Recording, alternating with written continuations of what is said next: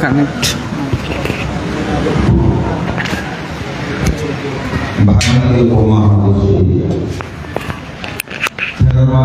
প্রতিষ্ঠায় যেসব মহান সংঘ পুরোধাদের অতুলনীয়, অভাবনীয়, অচিন্তনীয় ভূমিকায় এই স্বধর্মকে পুনঃজাগরিত করেছে, সেই পুণ্যবর্ত মহান সংঘপুরুষদের অন্যতম কত্তলা বেলকালীন সদ্ধর্মকার বিহারের প্রয়াত অধ্যক্ষ বিনয়াচার্য পরম শ্রদ্ধেয় বংশদেব মস্তবের মহোদয়ের প্রতি বিনম্র শ্রদ্ধার্ঘ বন্দনা নিবেদনার্থে আয়োজিত আজকের এই ৫৪তম স্মৃতিবার্ষিকী অনুষ্ঠানের পরমারাধ্য মাননীয় সভাপতি বাংলাদেশ সংঘরাজ ভিক্ষু মহাসভার মহামান্য উপসংঘরাজ শাসন ভাস্কর পরম শ্রদ্ধেয় কর্মবীর শাসনপ্রিয় মহাতের মহোদয়, মহামান্য উপসংঘরাজের প্রতি বিনম্র চিত্তের শ্রদ্ধার্ঘ্য বন্দনা নিবেদন করছি। অনুষ্ঠানের সংবর্ধিত অতিথি, আমার জন্মতীর্থ সাতকানি লোহাগাড়ার অন্যতম অভিভাবক,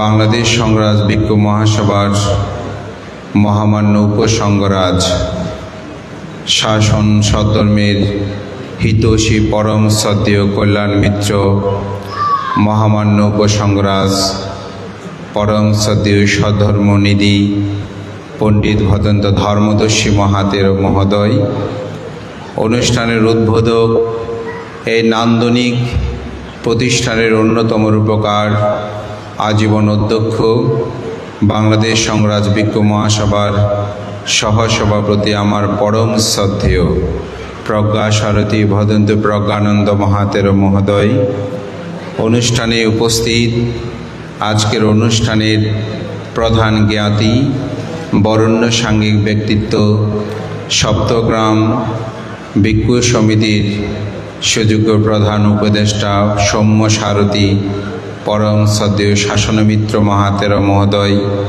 অনুষ্ঠানের বিশ্বের ধর্মদেশক আমার অগ্রজ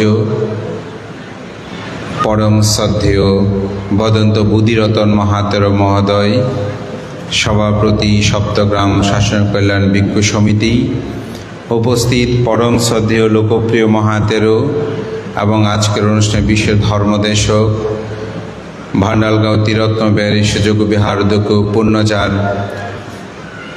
ভিক্ষু সংসদের সুযোগ্য কার্যকরী সভাপতি পরম শ্রদ্ধেয় জ্ঞানরক্ষিত মহাতেরও, পরম শ্রদ্ধেয় সংঘরাজ পূর্ণচার ভিক্ষু সংসদের সুযোগ্য সাধারণ সম্পাদক শ্রদ্ধেয় শরণ্য সেন মহাতেরও সহ মাননীয় মহান সংঘের প্রতি বিনম্র চিত্তে শ্রদ্ধা অর্ঘ্য বন্দনা নিবেদন করছি।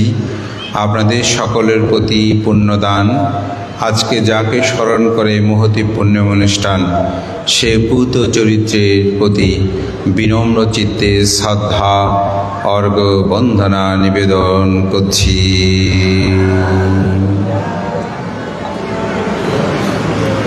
ধর্মপ্রাণ প্রিয় উপাসক উপাসিকাবৃন্দ, অভিধর্ম পিটকের পুগ্গলোপয়ান্তিক গ্রন্থের চতুষ্পুগ্গল সম্পর্কে বুদ্ধ বলতে গিয়ে বহু ধরনের পুগ্গলের ব্যাখ্যা প্রদান করেছেন। তন্মধ্যে আমি 4টি পুগ্গলের কথা দিয়ে আমার ধর্মদেশটা শুরু করছি। পুগ্গল মানে হচ্ছে ব্যক্তি, এখানে পুরুষ নারী ভিক্ষু ভিক্ষুণী কোনো পার্থক্য নেই। অভিধর্মের একটা সবচেয়ে চমৎকার বিষয় হচ্ছে সেখানে ভিক্ষু ভিক্ষুণী উপাসক উপাসিকার কোনো বিভাজন নাই। সেই অভিধর্মের মূল বিষয়টা হচ্ছে চিত্ত চৈতসিক রূপ নির্বাণ। এখানে ভিক্ষুদের এটা শ্রমণদের এরূপ, নারীদের এরূপ, পুরুষের এরূপ, উপাসকদের এরূপ, উপাসিকাদের এরূপ, এই ধরনের কোনো পার্থক্য নাই। এজন্য এখানে বলা হচ্ছে পুগল মানে ব্যক্তি। তো বুদ্ধ বলছেন জগতে 4 ধরনের পুগল আছে। এক ধরনের পুগল হচ্ছে পাপী পুগল, মানে পাপী ব্যক্তি। তো পাপী ব্যক্তির কি কারণে তাকে আমরা পাপী ব্যক্তি বলবো? তো বুদ্ধ বলছেন যিনি প্রাণী হত্যা করে, চুরি করে, যিনি ব্যভিচারী কর্ম সম্পাদন করে, যিনি মিথ্যা কথা, সত্যকে অসত্য, অসত্যকে সত্য বলে, ভেদ কথা, একজনের কথা একজনকে বলে তাদের মধ্যে সমস্যার সৃষ্টি করে, ভেদ কথা, সম্প্র আলাপ, যে আলাপগুলোর কোনো মূল্য নেই, রাজকথা, ছুরকথা, প্রেতকথা, ভূত কথা, এই ধরনের অনেকে ওখানে ভূত আছে ভয় পাবে এরকম বলে না, এরকম সম্প্র আলাপ, কর্কশ বাক্য অর্থাৎ অপরে মনে কষ্ট পায় সে ধরনের কথা বলা, ঠেসগুতো আমরা যেরকম একটু বলি না, অনেকটা সেই ধরনের। তারপর হচ্ছে আবিদ্ধা, এটা হচ্ছে লোভ, পর বস্তুর প্রতি আকর্ষিত হওয়া, এক কথায় লোভ। দেশ হিংসা, এটাকে ক্রোধ বলছে, অর্থাৎ অপরকে হিংসা করা, বা এটাকে ব্যাপাদও বলে। আর এটা হচ্ছে মিথ্যা দৃষ্টি। এই 10টি অকুশল কর্ম যিনি প্রতিনিয়ত সম্পাদন করে তাকে বলা হয় পাপী পুগল।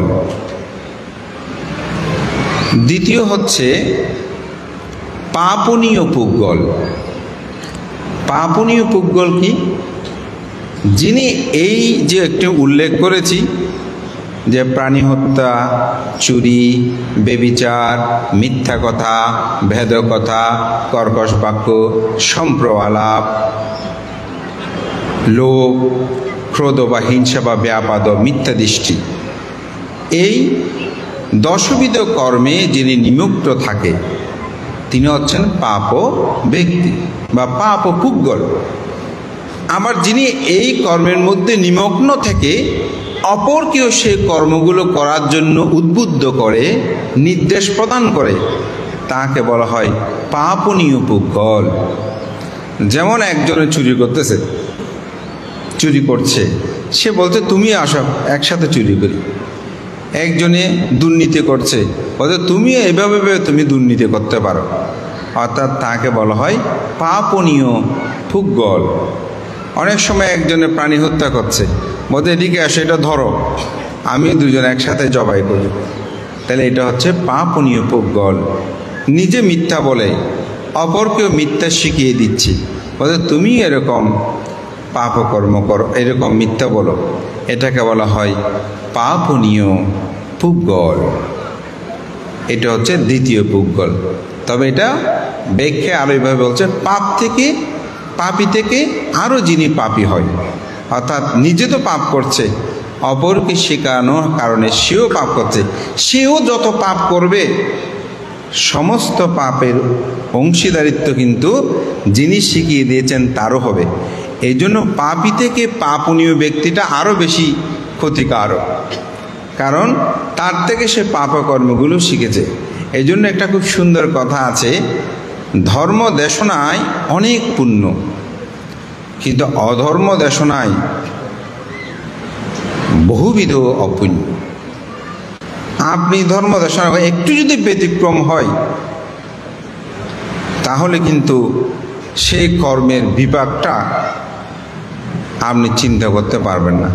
এই জন্য ধর্ম দেশনা যেমন হয়তো নাম, কীর্তি, যশ বা অনেক পুণ্য, ঠিক ধর্ম দেশনায় যদি ব্যতিক্রম হয় তাহলে তার অকুশল তাকে দীর্ঘকাল ভোগ করতে, কারণ সেটা শেখার কারণে তার দৃষ্টি মিথ্যায় আবর্তিত হতে পারে।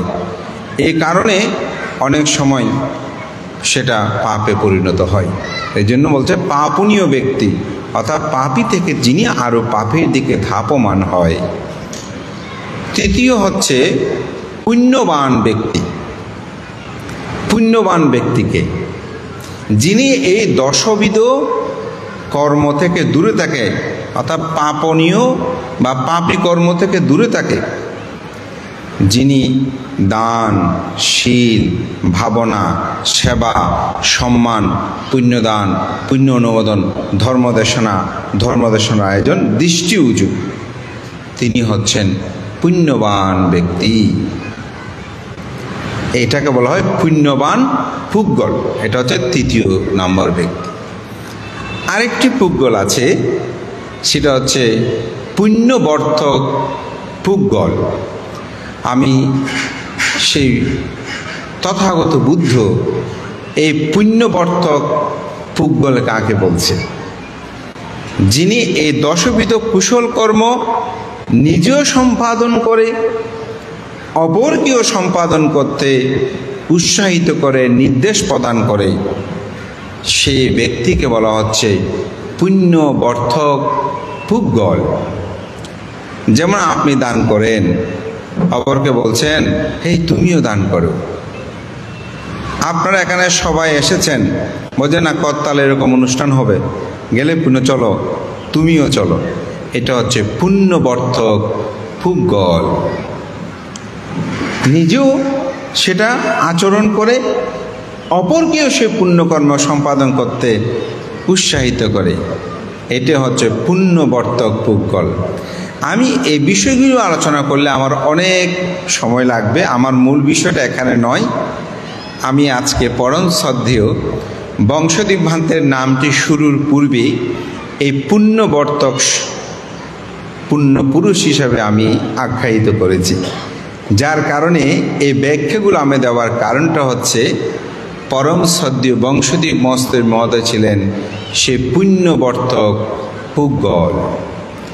কেন পুণ্যবর্ধক পুগ্গল বলছি? শ্রদ্ধেয় ভান্তে আমি জীবনী পাঠের আমার সুযোগ হয়েছে, বিশেষ করে করতলা বেলকালীন সদরমলঙ্কার বিহারের সুযোগ্য বিহার অধ্যক্ষ আমার পরম শ্রদ্ধেয় ভান্তে আমাকে অনেকবার ভান্তের স্মৃতিচারণ সভা বিভিন্ন ক্ষেত্রে আমাকে আহ্বান করেছে, যার কারণে ভান্তেকে জানার জন্য আমার আগ্রহবোধটা বেড়েছে। আমি বই পোকা মানুষ হিসাবে আমি ভান্তেকে খোঁজার জন্য চেষ্টা করেছি। আপনারা যারা শ্রদ্ধেয় বংশদ্বীপ ভান্তেকে দেখেছেন, আমি মনে করি আপনাদের চোখ সার্থক। যারা তার ধর্মদেশনা শুনেছেন তাদের কান সার্থক। যারা তাকে একটু দান করার সুযোগ পেয়েছেন আপনাদের হাত সার্থক। আমি খুব অধম হয়ে আজকে সভাপতি ভান্তেকে জিজ্ঞাসা করেছি, ভান্তে আপনি বংশদ্বীপ ভান্তেকে দেখেছেন? খুব ওনার অন্ত্যেষ্টি ক্রিয়াতে আপনি কি এসেছিলেন? বলে যে হ্যাঁ আমি এসেছিলাম, আমি দেখেছি। তখন নিজেকে খুব অধম মনে হয়েছে যে আমার দেখার সুযোগ হয়নি, কারণ তিনি যখন নির্বাণগত হয়েছেন তখন আমার জন্ম হয়েছে কিনা আমি জানি না, আমি দেখেছি কিনা। কিন্তু তার জীবন কথাগুলো যখন পড়ি তখন অবাক লাগে তিনি কেমন মানুষ ছিলেন। সত্যিকার অর্থে আজকে আমি অশোক কুমার বড়ুয়ার বংশদ্বীপকে দেখেছি, যেমন একটি গ্রন্থ তিনি লিখেছেন, বইটা আমার হাতে ছিল, এটা একটু পাঠ করেছি আজকে। এটা পড়তে পড়তে এত আবেগে আপ্লুত হয়েছি, ইচ্ছা করছিল যে ভান্তেকে একটু দেখি, দেখলে মনে হয় আমার চোখ যুগলে সার্থক হতো, আমার প্রাণের একটি প্রসন্নতা আমার অন্তর্জগতে জাগ্রত হতো। যে সেইভাবে আমাদের পরম শ্রদ্ধেয় পণ্ডিত ধর্মরক্ষিত মহস্তবের মহোদয় তিনি তার গুরুকে নিয়ে এভাবে লিখেছেন। আমাদের পরম শ্রদ্ধেয় পণ্ডিত বসুমিত্র মস্তবী ত্রিজুতি গ্রন্থেও তিনি 3 জন সঙ্গ পুরুষের কথা লিখতে গিয়ে সেখানে শ্রদ্ধেয় বংশদ্বীপ ভান্তের জীবনী লিখেছেন। তা আমি এই জন্যই বলছি আমাদের প্রজন্মকে, যে ভিক্ষু এবং বিশেষ করে বড় ভান্তেদের নয়, আমাদের ছোট যারা আমাদের ভিক্ষু সংঘ আছেন, আমি তাদেরকে বলবো যে সদ্দীয় ভান্তের এই বইগুলো যদি আমরা পড়ি এবং সাথে দায়িকা শ্রোতা যারা আছেন, আমার মনে হয় আমরা অনেক বেশি উপকৃত হব। সেখানে এমন কিছু বিষয় রয়েছে যেগুলো আমাদের কাছে অনুকরণীয়, অনুসরণীয়। তবেও আমার পঠন পাঠনে আমি যাহা কিছু ভান্তের সে মহাজীবন থেকে আমি আমার স্মৃতি দর্পণে স্থাপন করেছি, সেখান থেকে কিছু বলার আমি চেষ্টা করব, যাতে আমাদের প্রজন্মের অন্তর্পক্ষে কিছু জানতে পারে। তো পরম শ্রদ্ধেয় বংশীয় মস্তবী সেরকম একজন পুণ্যবান সত্তা, যাকে পুণ্যবর্তর পুগ্গল বলা যায়। অর্থাৎ তিনি নিজেও আচরণ করেছেন এবং সমাজ জাতির কল্যাণে সে দিক নির্দেশনাগুলো তিনি প্রচার করেছেন, সমাজে তার আদর্শ দিয়েছেন, যার আলোতে বলা হয় তার প্রয়াণের আজকে 54 বছর পরেও এই গভীর শ্রদ্ধায় আপনারা আমরা সকলেই তাকে স্মরণ করছি। 22শে ফাল্গুন বললে সবাই এটি এখন বাংলাদেশের একটি অন্যতম যে অনুষ্ঠান, শ্রদ্ধেয় ভান্তের কথাটাই স্মরণ হয়, বেশি কথা বলতে হয় না। 22শে ফাল্গুন বললে বলছো শ্রদ্ধেয় বংশীয় ভান্তের স্মৃতি সভা। তো আমি মনে করি এটাই আপনাদের একটি পরম সার্থকতা এবং শ্রদ্ধেয় ভান্তিকে অর্ঘ্য নিবেদনে এটি মহাপুণ্যতা। তো পরম শ্রদ্ধেয় বংশীয় মস্তবীরের জন্ম মূলত 1880 সালে। বাংলা এটা মূলত 1287 বাংলা 28শে মাঘ তিনি এই পটিয়া অঞ্চলের এই নাইকান গ্রামেই তিনি জন্মগ্রহণ করেন। তার পিতা ছিলেন তৎকালীন সময়ে অত্যন্ত সম্ভ্রান্ত উচ্চ বংশীয় একজন ব্যক্তিত্ব, যার নাম ছিল রামমোহন বড়ুয়া এবং মাতার নাম ছিল ধনবতী বড়ুয়া। সেই ঘরে যে সন্তানের আবির্ভাব হয় তার নাম রাখা হয় প্রাণহরি বড়ুয়া। তিনি শিক্ষা দিকে অত্যন্ত মেধাবী ছিলেন। সবচেয়ে অবাক করার বিষয়, সেই সময়কালে এসএসসি বা মেট্রিকুলার তখন ছিল, অতদূর পর্যন্ত গিয়ে লেখাপড়া করা আমার কাছে খুব অবাক লাগে। অথচ এর পরবর্তী সময়ে আমাদের পরম শ্রদ্ধেয় পণ্ডিত ধর্মদার মস্তবীর, পরম শ্রদ্ধেয় মহামান্য সঙ্গরাজ পণ্ডিত ধর্মদার মস্তবী ভারতীয় সঙ্গরাজ, পরম শ্রদ্ধেয় পণ্ডিত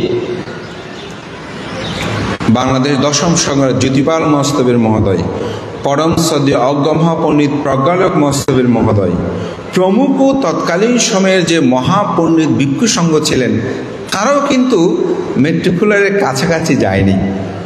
তিনি কিন্তু ততটুকু গিয়েছেন, তাতে তার পরিবারের অর্থনৈতিক অবস্থা, শিক্ষার অবস্থাটা কিন্তু এখানেই সেটা প্রতীয়মান হয়। অর্থাৎ কি ধরনের পরিবার, কারণ আমাদের ভান্তেদের জীবনীগুলোতে আমরা প্রায় সময় লিখি তিনি খুব উচ্চবংশীয় সম্ভ্রান্ত পরিবারের সন্তান। এটা নিয়ে আমার মাঝে মধ্যে একটু সন্দেহ হয়, সত্যি কথা বলতে। ভান্তে কেন সব জীবনীতেই আমরা এরকম লিখি, কিন্তু আপনি যখন বিদেশের কোনো বিখ্যাত মানুষের বইগুলো আপনি পড়বেন, তখন দেখা যাবে যে তারা কৃষি পরিবার থেকে থাকলে, মেথড থেকে থাকলে, যে মেথড থেকে উঠে আসা জীবনটা লিখবে। কিন্তু আমাদের দেশে আমরা অতীতটাকে মেনে নিতে চাই না। সবচেয়ে অবাক আমার একটা বক্তব্য অবাক লাগে, সেটা স্টিভ জবস, যিনি অ্যাপেলের প্রতিষ্ঠাতা। ওনার একটা বক্তব্যে তিনি স্ট্যানফোর্ড বিশ্ববিদ্যালয়ের সমাবর্তনে যখন গিয়েছিলেন, তখন সেখানে তার একটা বক্তব্য বলছেন যে আমার মায়ের বিয়ে হওয়ার পূর্বে আমার জন্ম হয়েছিল। একটা সমাবর্তন অনুষ্ঠানে একজন মানুষ যদি এই কথা বলে, এটিকে আপনি চিন্তা করতে পারবেন যে আমার মায়ের বিয়ে হওয়ার পূর্বে আমার জন্ম হয়েছিল, তাই আমার মা আমাকে একজনের কাছে দত্তক দিয়েছিলেন। আমরা যেটাকে জারর সন্তান বলি, সেই একটি ইউনিভার্সিটির বিখ্যাত ওয়ার্ল্ডের, সেখানে সমাবর্তন অনুষ্ঠানে সে নিজেকে পরিচয় দিচ্ছে যে আমার মায়ের বিয়ে হওয়ার পূর্বে আমার জন্ম হয়েছিল, তাই আমাকে দত্তক দিচ্ছিল। যাদেরকে দত্তক দিচ্ছে তাদের সাথে চুক্ত হয়েছিল যে আমাকে বিশ্ববিদ্যালয়ে পড়াবেন। বাকিটা অনেক কথা কেন বলেছেন সেটা পরে বলছি। তবে আমি এটা বলতে তাদের জীবনগুলোকে যেখান থেকে উঠে এসেছে সেটাকে সেভাবেই তারা তুলে ধরে। তা আমি যখন আমাদের ভান্তেদের বলেন বাংলাদেশে প্রায় মানুষের জীবনীগুলো পড়ি, তো দেখি যে সবাই অত্যন্ত উচ্চবংশীয়, নয়তো সম্ভ্রান্ত পরিবার এই ধরনের লিখে, যার কারণে কথাগুলো আমার বিশ্বাস করতে কষ্ট হয়। কিন্তু সদ্যীয় বংশোদ্ভূত ভান্তের কথাটা আমার বিশ্বাস করতে অত্যন্ত সহজ হয়েছে, বা আমি বিশ্বাস করছি এই জন্যই তখনকার সময়ে আপনার 1880 সালে একজন মানুষ মেট্রিকুলারের কাছাকাছি যাওয়া, এটা অবশ্যই উচ্চবংশীয় অর্থবিত্ত সম্পূর্ণ না হলে এটা কিন্তু সম্ভব হতো না। কারণ ব্রিটিশ পিরিয়ডে যারা এই ধরনের স্কুল কলেজে লেখাপড়ার সুযোগ পেয়েছেন তারা অবশ্যই সে ধরনের জমিদার বংশীয়, এটা প্রায় জায়গায় কিন্তু দৃষ্ট হয়। তো যাই হোক, আমি যে কথাটা বলছি এটা আমার হৃদয়ে একটু দাগ কেটেছে, আমি সেজন্য বলেছিলাম। তো সদ্যীয় ভান্তে তার বেড়ে ওঠা এবং বৈরাগ্য ভাব যখন জাগ্রত হয়, তখনই তিনি 1909 সালে তিনি বার্মায় গমন করেন। সেখানে বৈজয়ন্ত বিহারে গিয়ে সাগর মস্তবের কাছে তিনি সামান্য এবং উপসম্পদা গ্রহণ করেন। উপসম্পদা গ্রহণ করে তিনি দীর্ঘ প্রায় 4 বছর তিনি সেখানে শিক্ষা দীক্ষা অর্জন করেন। পরবর্তীতে আমাদের মহাপণ্ডিতগণ প্রায়জনের জীবনীতে আমরা সেটা দেখি, যেমন পূর্ণচার ধর্মধারী চন্দ্রমোহন মস্তবী, তাহার জীবনীও দেখেছি। তিনি বার্মা, শ্রীলঙ্কা উভয় দেশে কিন্তু শিক্ষা অর্জন করেছেন। ঠিক আমাদের পুণ্যবান পুরুষদের মধ্যে অনেকের সেই পরম শ্রদ্ধেয় সপ্তম সঙ্গরাজ অবৈতিষ্য মস্তবীর মহোদয়ের জীবনীতেও দেখি যে প্রায় তারা বার্মাতে গিয়ে, শ্রীলঙ্কাতে গিয়ে তারা ধর্ম শিক্ষা অর্জন করে স্বদেশে প্রত্যাবর্তন করেছে। ঠিক আমাদের পরম শ্রদ্ধেয় বংশোদ্ভূত মস্তবীর মহোদয়, তখন তার বংশোদ্ভূত শ্রমণ, পরে তিনি উপসম্পদা বংশোদ্ভূত ভিক্ষু। তিনি সেখানে 4 বছর পরে আবার তিনি শ্রীলঙ্কার মধ্যে গমন করে শ্রীলঙ্কায় সেখানে দীর্ঘ 5 বছর তিনি ধর্ম বিনয় শিক্ষা অর্জন করে তিনি স্বদেশে প্রত্যাবর্তন করে বাকখালী বোধিসত্ত্ব বিহারে তিনি প্রথম অধ্যক্ষ পদ গ্রহণ করে। সেখান থেকে তিনি পরবর্তীতে তার বাংলাদেশে, যেটা আমি যত ভান্তেদের জীবনী পড়েছি, যেটা আমার কাছে খুব অবাক লেগেছে, হয়তো এই বিষয়টা আমার জানা হতো না আজকের স্মৃতিচারণ সবাই যদি আমি আমন্ত্রণ বা নিমন্ত্রণটা না পেতাম বা এই বিষয়টা, সেটা হচ্ছে পরম শ্রদ্ধেয় বংশোদ্ভূত মস্তবের মধ্যে পালি শিক্ষা বিস্তার প্রসারে প্রথম তিনি যে পালি শিক্ষা ইনস্টিটিউট তিনি প্রতিষ্ঠা করেছিলেন। আমরা শুধু একটা বিষয় জানি, শ্রদ্ধেয় ভান্তে কঠিন চিবরদানের প্রবর্তন করেছেন, যেটা সত্যি কথা। কিন্তু এই পালি ইনস্টিটিউট যদি আমরা হিসাব করি 1909 সাল হয়, তাহলে সম্ভবত প্রায় 1920 সালের দিকেই ভান্তে কিন্তু পালি শিক্ষা ইনস্টিটিউট প্রতিষ্ঠা করে পালি শিক্ষা প্রচারে তিনি বিশেষ অবদান রেখেছেন। আজকের যে সাংঘিক অবকাঠামো, এই সাংঘিক অবকাঠামোটি সুসংগত করার জন্য তিনি জিন শাসন সমিতি প্রতিষ্ঠা করেছেন। একজন ভিক্ষুর কিরূপ দূরদৃষ্টি সম্পন্ন চিন্তা চেতনা থাকলে একদিকে পালি শিক্ষা আর দিকে সাংঘিক অবকাঠামোকে একত্রিত করার ক্ষেত্রে সে জিন শাসনটি তিনি প্রতিষ্ঠা করেছেন। পরম শ্রদ্ধেয় ভান্তে ছতরপুটিয়া অরণ্য ধ্যান কেন্দ্রে অরণ্য ধ্যান আশ্রম প্রতিষ্ঠা করেছেন।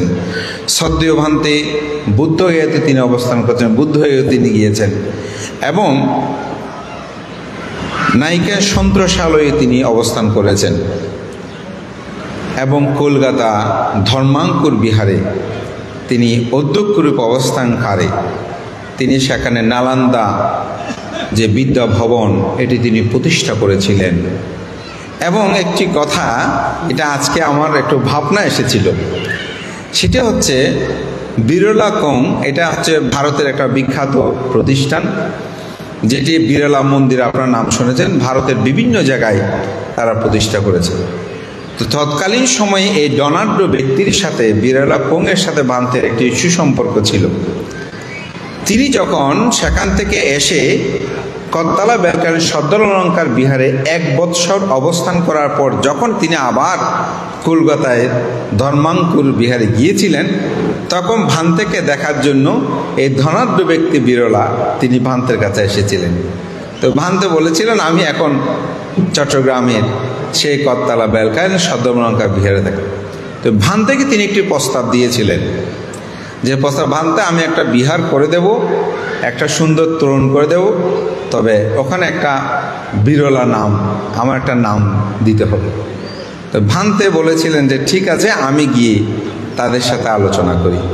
তো করতলা গ্রামে এসে ভান্তে এই প্রস্তাবটা দিয়েছিলেন, কিন্তু করতলা গ্রামের আত্মসম্মান বোধ হোক, যে কোনো কারণে হোক, তারা কিন্তু সেটাতে রাজি হয়নি।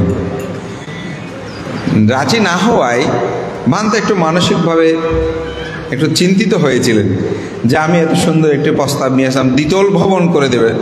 তো তখনকার সময় দ্বিতল ভবন করে দেওয়া কিন্তু এটা সাধারণ কোনো বিষয় নয়, এবং একটি সুন্দর তোরণ নির্মাণ করে দেবে। তো এখানে সবাই বলেছিল, ভান্তে এটা আমরা আস্তে আস্তে করে নেব, আপনি আমাদেরকে সময় দেন, আমাদের গ্রাম আমরা 8 জন থেকে কেন নেব।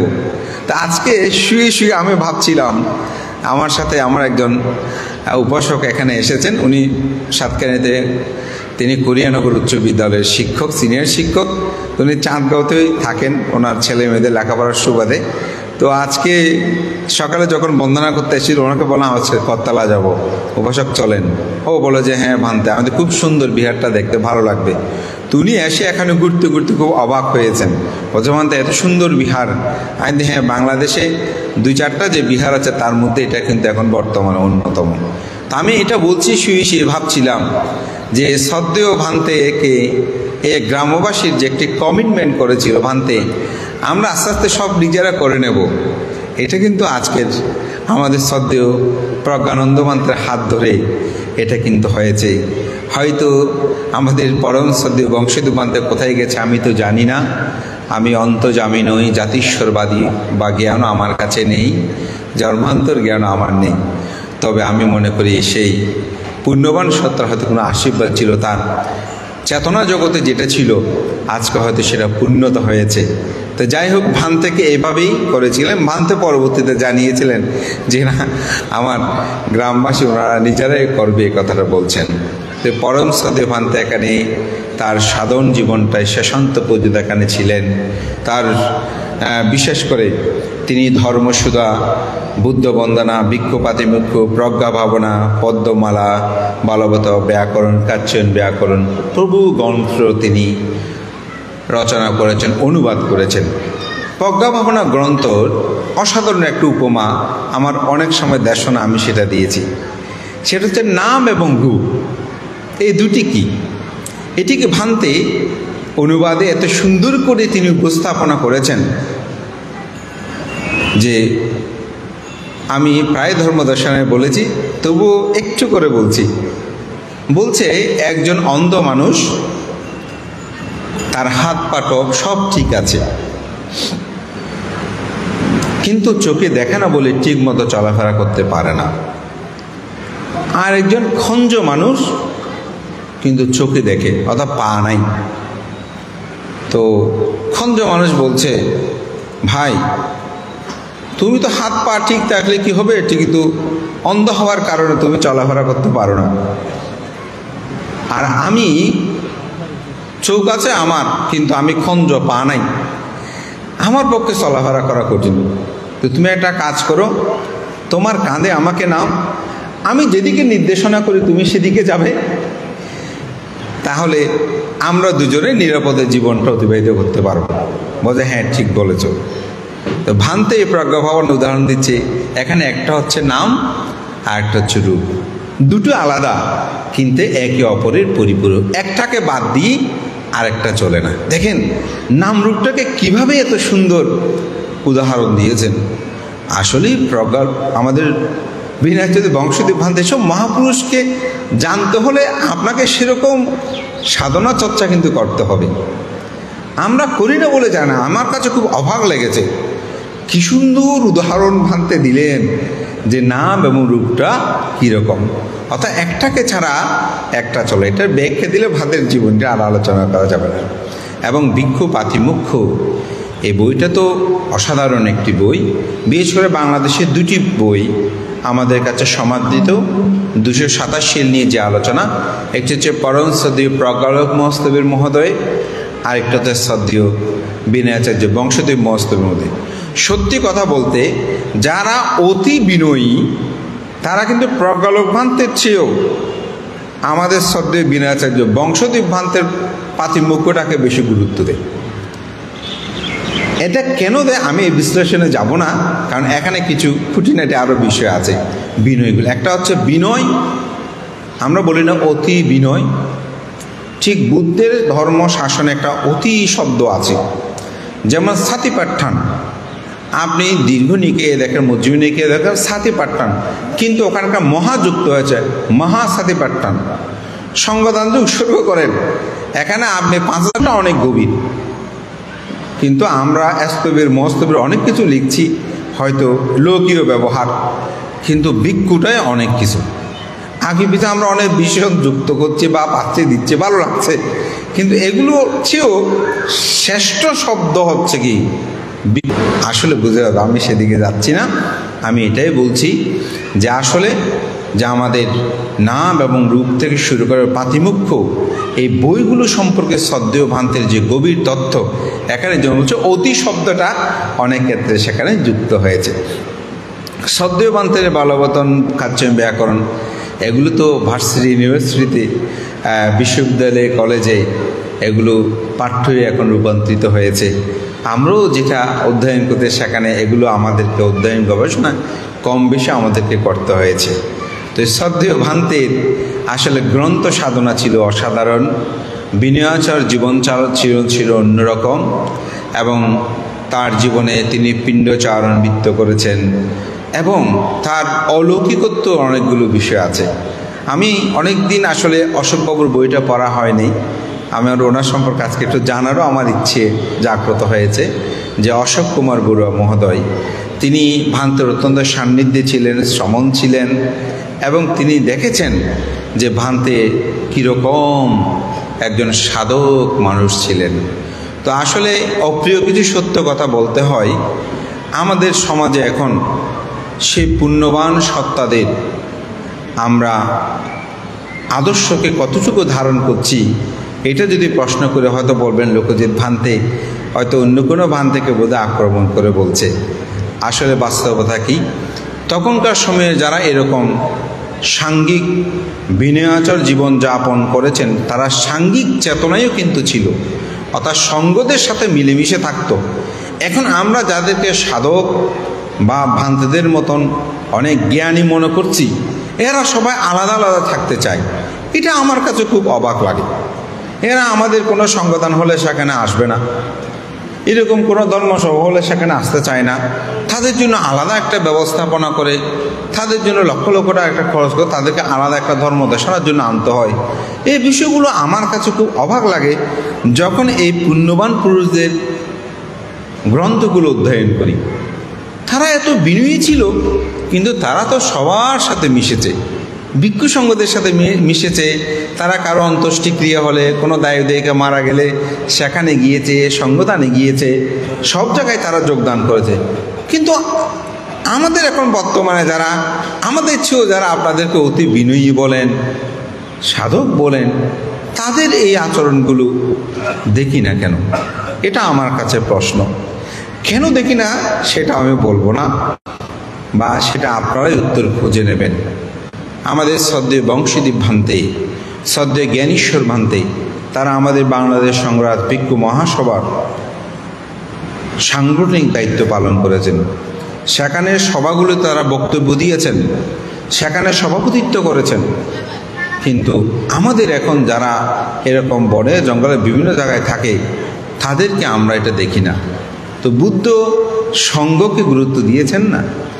তো আমাদের সমাজে যারা সুধীজন আজকে এখানে অনেকেই উপস্থিত আছেন, আমি মনে করি এগুলো ভাববার বিষয় কিন্তু এসেছে। কেন এসেছে ভান্তে? কারণ আমাদের ভিক্ষু সংঘ যারা দিবারাত্রে দিক বিদিক ধুমুড়ছে, আমি বলবো সমাজ কল্যাণে নিবেদিত হচ্ছে, আমরা তাদের মূল্যায়নটাকে সেভাবে করতে চাই না। কিন্তু যারা সত্যিকার অর্থে আলাদা একটা জায়গায় আলাদাভাবে থাকে, মনে করি যে আমরা তারাই সব কিছু করছে, সেদিকে আমাদের ধাপমানতা, এটা কিন্তু সমাজে একটি প্রভাব পড়বে। আমাদের শ্রদ্ধেয় প্রজ্ঞানন্দ ভান্তে, আমি নিজেও যখন ভান্তের সাথে মাঝে মধ্যে আমরা খুব আলাপ করি, দুঃখ করে আমরাও বলি, ভান্তে এই প্রতিষ্ঠান করছি, এটা করছি, এগুলোকে রক্ষা করবে? যেগুলো ঝাড়ু দেওয়ার মানুষকে আমরা পাবো কেন? তার জন্য আপনি শুধু ভিক্ষু সংঘকে দায়ী করলে হবে না, আমাদের দায়কগণের মধ্যে কিন্তু সচেতনতার প্রয়োজন আছে। কারণ আপনি ভালো মন্দের পার্থক্য চিন্তা করে, পুগ্গলকে কীরকম চিন্তা করে যদি আপনি আপনার শ্রদ্ধা অর্ঘ্য নিবেদন না করেন, তাহলে কিন্তু যারা প্রকৃত তারা অনেকটা ঘুচিয়ে যাবে, লুকিয়ে যাবে। এখন সমাজে দেখছেন না, ভালো মানুষগুলো ঘর থেকে আর বের হতে চায় না। কেন? আত্মসম্মান বোধ, নিজেকে নিজে রক্ষা করার জন্য। তা আমি এই কথাটা এই জন্যই বলছি, এই পুণ্যবান পুরুষগুলো কিন্তু সবার সাথে মিশেছিলেন, সঙ্গকে শাসন করেছেন। একজন বিনয়ী ভিক্ষু যদি পাশে থাকে, আর একটা ভিক্ষু ভয় পায়। আজকে আমাদের শ্রদ্ধেয় শরণ সেন ভান্তে দুপুরে ঘুমাতে পারে না। কেন জানেন? ভান্তে আছে কিনা তো জানি না। এখন ভান্তে বাইরে নর্মালি একটা জায়গায় শুয়েছে। প্রজ্ঞানন্দ ভান্তে আদর করে, স্নেহ করে, হেই তুমি বাইরে গেলে ভাই ভিতরে আইও, তো ওনাকে ভিতরে নিয়ে গিয়ে ভান্তার রুমে শুয়েছে। এখন উনি ভান থেকে আর ফরানুকে হাফের ও বেড়ায় কি ঘুমাই, ভান্তে আয় এনে ডরায়, হয়তো বোধ হতো পরে, হয়তো বান্ধা করতে বান্ধা আয় কেন করে বাইরে যায়, হয়তো বাইরে আয়, তারপর হয়তো রুমে যায়, এটা ঘুমাই দিই। এটা কিসের ভয়? এটা ভয়টা কি? প্রজ্ঞানন্দ ভান্তের সাথে কি পারবে না? গায়ের ভয় নয়, শ্রদ্ধার ভয়। প্রজ্ঞানন্দ ভান্তের প্রিন্সিপালিটি, প্রজ্ঞানন্দ ভান্তের বিনয়, প্রজ্ঞানন্দ ভান্তের আদর্শ এটি এমন, আমি যে এখানে শুয়ে থাকছি ভান্তের রুমে, আমার কোনো ভুল হচ্ছে কিনা, আমার আচরণে বা আমার স্বর মধ্যে কোনো ব্যতিক্রম হচ্ছে কিনা, এটাই এই জিনিসগুলো কিন্তু একটা বিশাল বিষয়।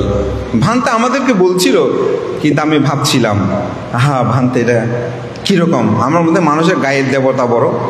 অর্থাৎ আদর্শ, প্রজ্ঞানন্দ ভান্তের আদর্শ আমাদেরকে নমিত করে, আমাদেরকে তার স্নেহ শাসন আমাদেরকে তার প্রতি নুয়ে পড়তে বাধ্য করে। আমি এটা বলছি, ঠিক যারা শীলবান বলছে, গুণবান বলছে, তারা যদি এভাবে চলতে থাকে, আমার পাশে যে ভিক্ষুটা অন্যায় করছে সে আর অন্যায় করতে পারবে না। কারণ বিনয়ী ভিক্ষুর সাথে থাকলে তার মধ্যে বিনয়টা উৎপন্ন হবে। কিন্তু আমি আমার মতো করে আলাদা করে যদি থাকি, তাহলে তো আমরা অপরকে সেই শিক্ষাটা দিতে পারবো না। যেমন আপনারা এখানে সবাই বসেছেন, আপনারা হয়তো একটু সিনিয়র জুনিয়রটি নিয়ে বসেছেন, কিন্তু বসার জায়গাটা একই রকম। আপনার থেকে দেখে পাশের যিনি সে সেটা শিখবে। এখন আপনি যদি একেবারে ঘেরাও করে এক পাশে করে উপরে করে আলাদা করে সব সময় থাকেন, আর জন্য তো সেটা শিখতে পারবে না। মানুষ দেখে দেখে অনেক কিছু শিখতো, এখনও আমরা শিখি। যখন ইন্টারন্যাশনাল কোনো প্রোগ্রামে যাই, সত্যিকার কথা এমনভাবে খাবার পরিবেশন হচ্ছে, কোনটা আগে খাবো কোনটা পরে খাবো, কী জিনিসটি কীরকম আমরা বুঝে উঠতে পারি না, কারণ বিচিত্র খাবার। তো একদিকে তাকায় থাকি কে কোন জিনিসটা আগে, কারণ আপনি যদি খাবার পরেরটা আগে খান তাহলে অন্যরা হাসবে। তা আমরা তাকিয়ে দেখি কোনটা আগে খাচ্ছে, যখন উনি ওটা নিয়ে চলো তাহলে এটা আগে খেতে হয়, তারপর খেতে এটা শুরু করি। অর্থাৎ এটা অপর থেকে আমরা এরকম শিক্ষাগুলো গ্রহণ করি। তা আমি যে কথাটা বলছিলাম, আমাদের কাছে সেরকম চিন্তায় থাকতে হবে, সুধী সমাজকে সেরকম চেতনায় জাগ্রত করতে হবে। পরম শ্রদ্ধেয় বংশদেব মহাস্তবের মহোদয়ের অনেক গুণকীর্তন, তিনি সাধনাময়। এমনকি অশোকবাবু বলছেন রাত্রে ভান্তে যেন কার সাথে কথা বলছিল, কথাগুলোর ভাষা আমি বুঝছিলাম না। এবং তিনি জলথেরাপি গ্রহণ করতেন প্রতিদিন, এবং তিনি নিরোগী ছিলেন, তার জীবনকে তিনি সে অতিবাহিত করেছেন। তা আমার কিছু সৌভাগ্য হয়েছিল, বিশেষ করে আমাদের প্রয়াত চেয়ারম্যান পরিতোষ বাবু, তিনি যখন চাঁদগাঁও থাকতেন আমাকে প্রায় সময় ফাং করতেন। অনেকটা আমি ওনাদের পরিবারের ধর্মীয় গুরুর মতো হয়েছিলাম। তো ওনার বাসায় ফাঙে গেলে বা আমার বিহারে মাঝে মধ্যে আসলে তিনি ভান্তের সাথে তার কাটানো সময়গুলো তিনি খুব বলতেন, এবং উনি গৌরব করে বলতেন, ভান্তে আমাকে শ্রদ্ধেয় বংশদেব ভান্তের সাধারণ সম্পাদক করেছিল ভান্তের, এটা আমার একটা সৌভাগ্য, আমি ভান্তের সেবা করার সুযোগ পেয়েছিলাম। তো আজকের এখানে প্রজন্মের মধ্যে যারা প্রজ্ঞানন্দ ভান্তের সাথে আছেন, আমি মনে করি তারাও একদিন সে কথাটা বলতে পারবে, কারণ তিনিও আমাদের একজন মহাজীবন পথের মানুষ। সেই পরম শ্রদ্ধেয় বংশদেব মহোদয় 1970 সালে 30শে ডিসেম্বর তিনি মহাপ্রয়াণ করেন। একটি উদিত মহাসূর্যের অন্তিম হলেও তার আলো এখনো সমাজ গগনে বিদ্যমান। মহাকারণিক তথাগত বুদ্ধের সেই উক্তি ধর্মপদে বলেছেন, পূজারাহি পূজায়াত বুদ্ধ আদি বা সাবাকে পাপাংসে সমাতিক্রান্তে তিন্ন সুকা পারিধাবে তাতো দেশে পূজায়াত নিবৃত আকুত বায়াং নাসাক্কা পুঁইয়া সংকাতুং ইমেত্তামাপি কে নাচা। তথাগত বুদ্ধ বলছেন, পূজনীয় ব্যক্তি যারা পাপ তৃষ্ণা মানাদি অতিক্রম করেছে, যারা নির্বাণ যুক্ত হয়েছে, যারা সমস্ত আসক্তিকে ক্ষয় করেছে, সেই বুদ্ধদিগকে এবং তার শ্রাবকগণকে যারা পূজা করে তাদের পুণ্য কি পরিমাণ হয়, ইমেত্তা মাপি কে নাচি, এটা পরিমাপ করা যায় না। তো পরম শ্রদ্ধেয় ভান্তে সেই পথেরই একজন করে। আমিও শ্রদ্ধেয় ভান্তের প্রতি বন্দনা জানাচ্ছি, মহান সঙ্ঘকে বন্দনা জানাই। আমার কথা দীর্ঘই করছি না। এই পুণ্যবান মহাপুরুষের জীবন কথা বলতে হলে অবশ্যই আরেকজন বংশদেব মহোৎসবের দরকার। আমার দীনতা জ্ঞানহীনতায় সে মহান পুণ্যপুরুষ সম্পর্কে বেশি কথা বলার আসলে সে দৃষ্টতা, সে জ্ঞান গরিমতা আমার মধ্যে বিদ্যমান নেই। তবুও আমার পঠন পাঠনে আমি যা অনুসন্ধান করি, সেখানে যা উপাত্ত পেয়েছি অনেকটা তা আপনাদের সামনে বিশ্লেষণ করে বর্তমান সময়ের প্রাসঙ্গিকতা বিষয়গুলো সহ আমি আলোচনা করেছি। তা আমি মনে করি তিনি একজন পুণ্যবর্তক পুজ্জ্বল, যিনি নিজেও তার জীবনকে আচরণ করেছেন, এই সমাজ জাতি সত্তাকে তিনি দিয়েছেন। বৌদ্ধ বড়ুয়া সমাজের যে আজকের এই মহাপরিবর্তন শুধুমাত্র চিবর দান না, কৃষ্টি সভ্যতা শিক্ষা দীক্ষা অর্থনীতি পরিবর্তনে এই কঠিন চিবর দানের অবদান কিন্তু অত্যাধিক। এটি যখন আজ থেকে হয়তো 50 বছর পরেই যদি কেউ ইতিহাস লিখতে যায় কিভাবে এই সমাজ পরিবর্তন হলো, তাহলে কিন্তু এই কঠিন চিবর দানের শুধু চিবর দান নয়, তার উৎসবের সাথে সংযুক্ত হয়ে একটিদের সংমিশ্রণে আমাদের সমাজ জাতি সত্তার পরিবর্তনে সংস্কৃতি বিকাশে বৌদ্ধ সংস্কৃতি শিক্ষা অর্থনৈতিক বিপ্লবের যে একটি মহা অনুষ্ঠান আয়োজন ছিল, উৎসব ছিল কঠিন চিবরদান, তা কিন্তু অবশ্যই লিখতে হবে। তার সেই পুণ্যপ্রদক্তার পুণ্যপুরুষ ছিলেন এই পরম শ্রদ্ধেয় বিনয়াচার্য বংশদেব মহোদয়। ভান্তের স্মৃতিপদ্মে আমার বিনম্র অর্ঘ্য শ্রদ্ধা অর্ঘ্য বন্দনা নিবেদন করে আয়োজকদের প্রতি কৃতজ্ঞতা জানিয়ে, বিশেষ করে পরম শ্রদ্ধেয় ভান্তে এবং তার পক্ষে আমাদের প্রিয়বাদন সোমনাথিস্য সহ যারা আমাকে আহ্বান করে তাদের প্রতি কৃতজ্ঞতা জানিয়ে আপনাদের সকলে উত্তর শ্রীবৃদ্ধি কামনা করে মহান সঙ্ঘের প্রতি বিনম্র চিত্তে বন্দনা জানিয়ে আমার নাতি দীর্ঘ শ্রদ্ধেয় ভান্তের স্মৃতিচারণ এবং ধর্মকথা শেষ করছি। জগতের সকল প্রাণী সুখী হোক।